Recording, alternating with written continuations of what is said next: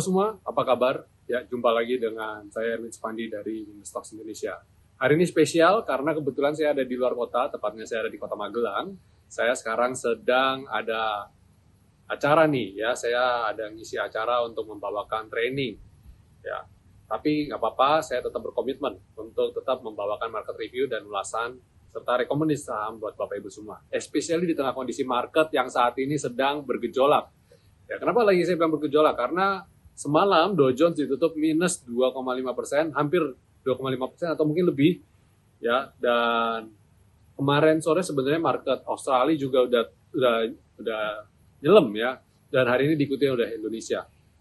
Nggak tanggung-tanggung, kalau nggak salah tadi saya lihat sempat gap down.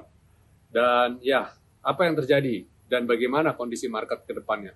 Kita melihat bahwa Indonesia sebenarnya, saya sudah bilang sama teman-teman, ekonomi pada dasarnya masih oke. Jadi manfaatkan kesempatan ini, kita melihat untuk mencari peluang saham-saham yang sedang koreksi. Especially saham-saham dengan yang posisi masih uptrend, tapi dia lagi koreksi sehat. Itu peluang kita sebenarnya. Ya, kemarin-kemarin kan banyak yang nanya, wah sahamnya udah pada tinggi, nggak berani masuk, udah pada tinggi, nggak berani masuk. Nah, kondisi saat ini kan sekarang justru malah kesempatan untuk beli, betul nggak? Nah, tapi jangan sekarang, kita lihat dulu. Kalau Bapak Ibu tetap berkeinginan untuk masuk, silakan menggunakan money management dan risk management dan masuk pelan-pelan, ya. Oke, ya itu yang bisa saya kasih pesan kepada Bapak Ibu, dan coba nanti kita lihat langsung ke chart. Bagaimana sih kondisi chartnya hari ini, bagaimana? Kalau nggak salah tadi saya lihat asing net sell minus 1,2 sekian triliun. Ya, itu yang bikin agak risau, ya, para pelaku pasar agak risau. Tapi overall saya bilang peluang masih akan oke sih. Jadi sabar-sabar dulu bagi teman-teman yang posisinya angkut, tetap sabar, ya. Kita tahu bahwa ini tidak terus-menerus dan harus coba kita cermati, kita pikirkan. Kondisi saat ini jauh lebih baik ketika waktu pandemi kan. Pandemi kan turun terus dan sekarang saya rasa market lebih stabil, lebih mature, dan kita melihat koreksi ini sebagai peluang. Koreksi ini sebagai koreksi sehat, bagaimana untuk mendapatkan saham dengan harga lebih murah dan lebih baik. Ya, oke, kita langsung lihat chartnya saja. Baik, teman-teman, ini kita punya composite hari ini gap down, ya.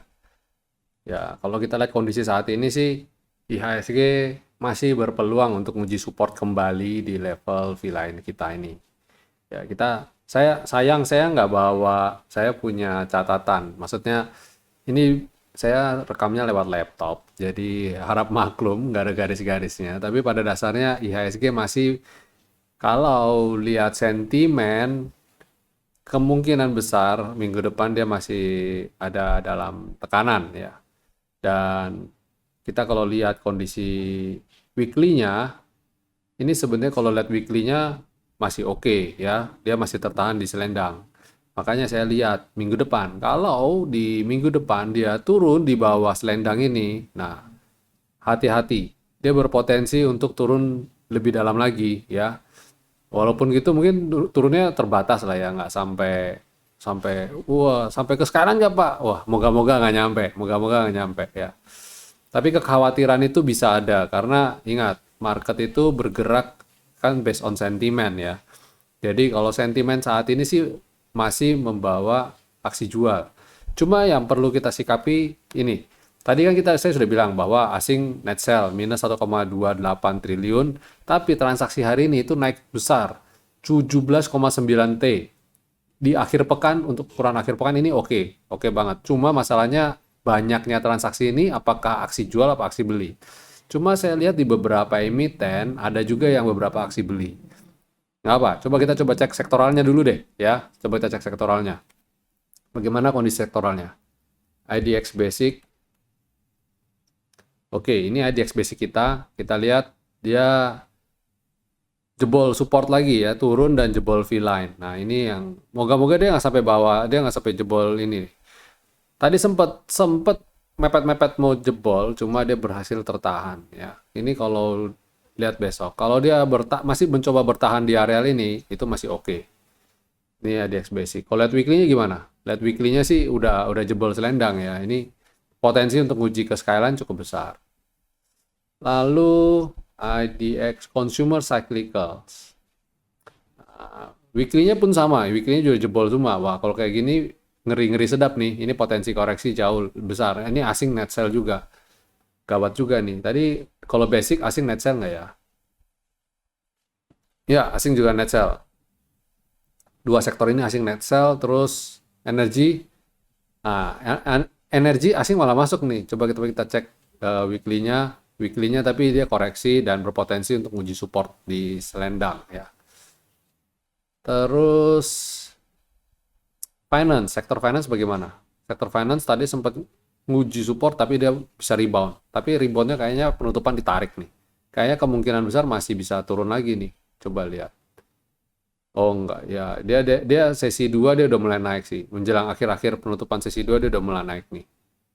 Jadi kalau saya bilang spekulatif buy karena beberapa emiten saya yakin di sektor finance itu orang sudah bilang wah ini kemurahan nih, ini kemurahan waktunya beli. Terus kemudian sektor healthcare, wah ini anti badai nih sektor healthcare nih. Silakan teman-teman yang mau icip-icip secara, oh hati-hati ya ini angka COVID-nya katanya dengar-dengar udah mulai naik lagi. Jadi waspadai, ya waspadai. Mungkin itu sebabnya sektor healthcare naik. Paling nyebelin lihat sektor healthcare naik ya. Kenapa? Kalau sektor healthcare naik berarti sentimennya kurang bagus. Oke, buat kita kurang bagus. Tapi buat sektor healthcare ya bagus-bagus saja. Terus industri, sektor industri jebol support ya, jebol skyline di daily, lihat weekly-nya. Wah, dia udah disupport. Kalau jebol, kalau di weekly udah disupport. Jadi kalau dia jebol ini sih yang kurang enak nih. Kalau dia jebol sendang ini ya. Terus infrastruktur. Wah, ini masih not oke lah. Pada dasarnya dia masih not oke. Dia karena masih downtrend dan cenderung selendangnya juga kepentok V-line dan dia juga turun. Menguji cloud di bawah juga. Ya, coba kita pantau-pantau. Kalau lihat weekly-nya, weekly juga di bawah support, jadi belum oke. Itu infrastruktur, terus consumer non cyclicals. Nah, ini juga sama ya, masih not oke. Mau naik ke dalam selendang juga belum mampu, masih nguji support. Tapi ini termasuk yang stok defensif sih. Pada dasarnya memang masih murah, jadi overall kita harap masih oke ya.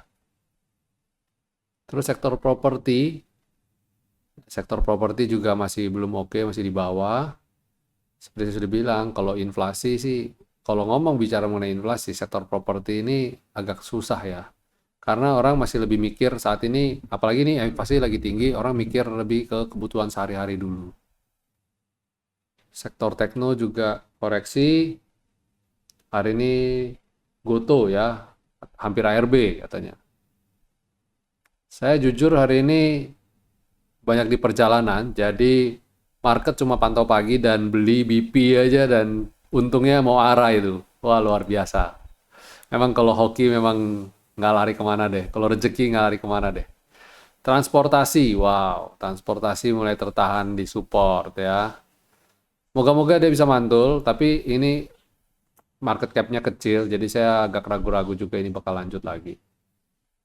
Sementara kita pantau-pantau dulu aja lah sektor ini. Ya kalau lihat sektoralnya sih pada dasarnya banyak asing masih banyak yang net sell ya. Jadi kalau saya bilang sih kita hari Senin kita stay defensif dulu aja, stay low profile dulu ya, jangan terlalu agresif. Terus ya itu dia market review kita. Lanjut ke rekomendasi ya. Coba rekomendasi kita coba lihat peluang apa sih yang bisa kita dapatkan di tanggal 20 Juni ya minggu depan. Ya, pertama saya mau melirik tebik ya. Tebik ini walaupun koreksi tapi candlenya hijau dan berhasil mantul dari V-line kita. Menarik untuk dicermati. Tambah porsi jika dia mampu breakout. Kemarin kalau nggak salah saya lupa kayaknya di YouTube ya. Tanggal 15 sempat kita rekomendasikan, tanggal 15. Ini tanggal 15 kita rekomendasikan tebik, sempat naik dan dia sekarang tertahan. Nah, ini kalau Senin dia bisa breakout 2950 ini, nah itu cakep lah. Habis tebik ada Indofood. Indofood masih belum kemana-mana, masih sideways, tapi good newsnya dia lagi ketahan support. Oh ya teman-teman, ini saham-saham yang blue chip atau dengan market cap besar, kecenderungan sekarang lagi bergerak kurang bagus, kayak koreksi. Tapi saya juga mau rekomendasi saham gorengan juga, saya di market review ini juga saya agak riskan ya. Jadi saham gorengan saya share di grup aja ya, di grup. Telkom. Nah, Telkom ini posisinya lagi di support ya, berjuang untuk naik juga. Ini kumpulin beli, sifatnya kumpulin beli ya. Terus habis itu ada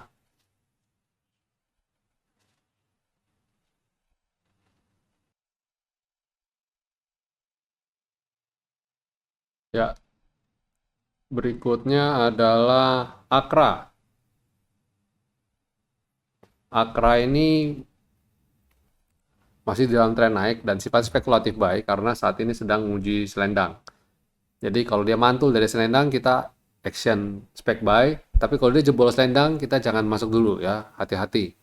Tapi saya lihat ini masih dalam tren naik yang bagus dan anggap ini seperti dapat barang diskon. Oke, habis Akra ada ESA. ESA ini juga sama, dia lagi di support. Nah, menariknya ESA adalah beberapa waktu belakangan ini asing masuk cukup deras. Jadi harapan saya sih kita cukup bersabar, nanti dia bisa dalam beberapa waktu ke depan berharap dia bisa naik. Tapi sebaliknya jika dia jebol level 822, which is itu adalah level V-line, ya, kita cut loss dulu. Kalau jebol ke bawah ya, kalau dia turun ke bawah 822, jual dulu. Oke, ya, itu rekomendasi kita untuk perdagangan tanggal 20 Juni 2022. Ya, oke, sampai di sini dulu market review kita. Enjoy your weekend. Saya juga lagi healing nih di tengah market, kondisi market yang lagi kurang bagus. Mumpung cari hawa adem dulu. Sampai jumpa minggu depan. Stay safe, stay healthy, and God bless you all.